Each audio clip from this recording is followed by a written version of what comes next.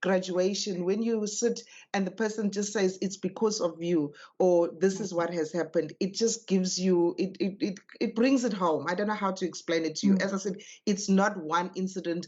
I mean, very recently, one student called us and they were telling me in particular that they've just been taken by this, this huge organization after they went into their training, how grateful they were, and I sat back and I thought, gee, isn't this so nice that somebody has got wings beyond that? And the only thing you can say, pay it forward.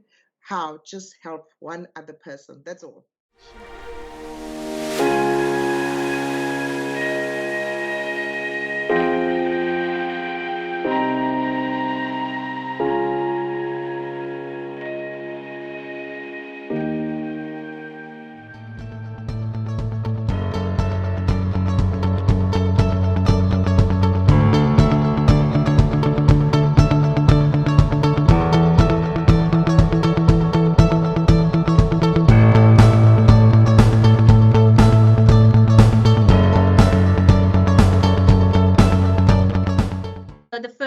The first big quality that I think everyone underestimates, which women just have so naturally, is empathy.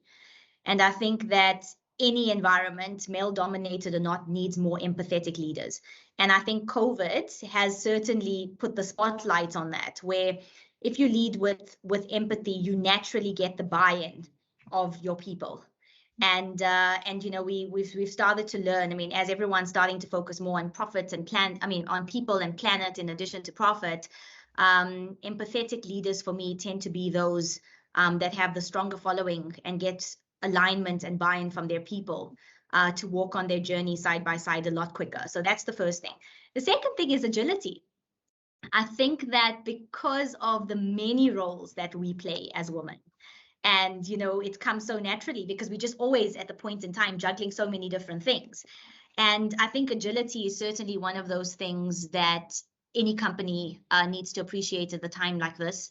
The world is ever changing. And as we all know, nothing is constant except change.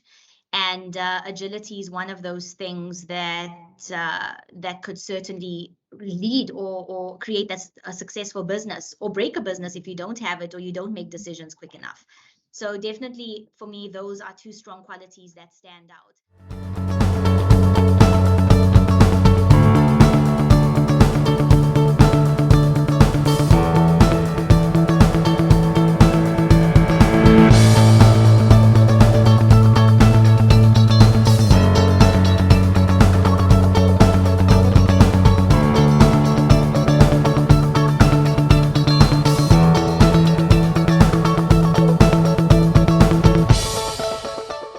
Make my heart tick with the cause that I feel is very close to my heart around mentoring boys in the community, because I feel like such a huge gap, and it's like a cycle actually, where there are absent fathers, it creates more absent fathers in the future, etc. And the impact that it has at a societal level is so big that we don't see it. But, all these societal issues we have in South Africa around gender-based violence, crime, etc., comes from the lack of leadership and men in the home, in my view.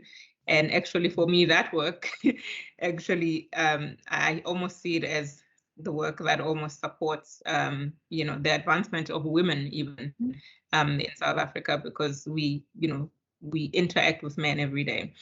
So I'm very passionate about that. And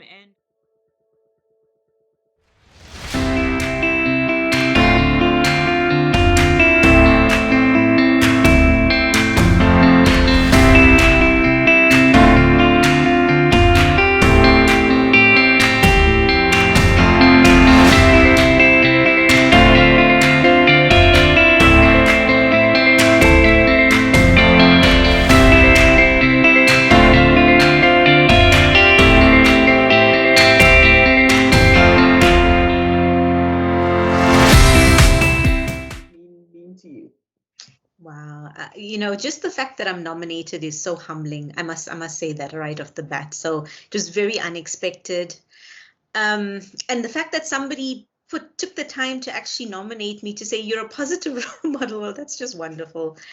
I've always strived to show that there can always be something more. And I'd hope that whatever it is that I've been doing, whether in my previous corporate career, whether in my current business now, has enabled somebody to feel a little bit, well, like I said, inspired to be able to do something for themselves.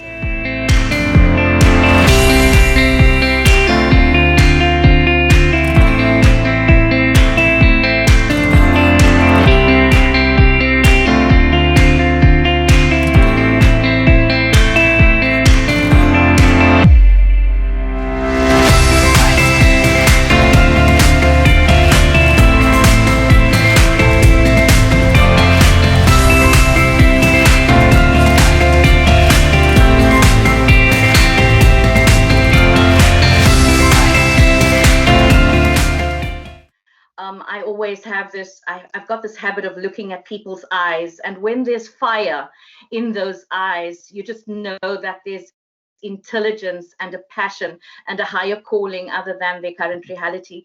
So in a formal context, to answer you, Deirdre, it would be definitely through my speaking and my training and my coaching, within the community setting as well as within the corporate setting. But I think the informal teaching is actually the most almost enriching ones, because it is heart to heart, it is connection to connection. And I live by this philosophy that in that moment, you are not only touching that one individual whose life you are enriching, whether it is with a kind thought, a kind word, or a free copy of my book, you are actually touching every other life that they will influence in their life.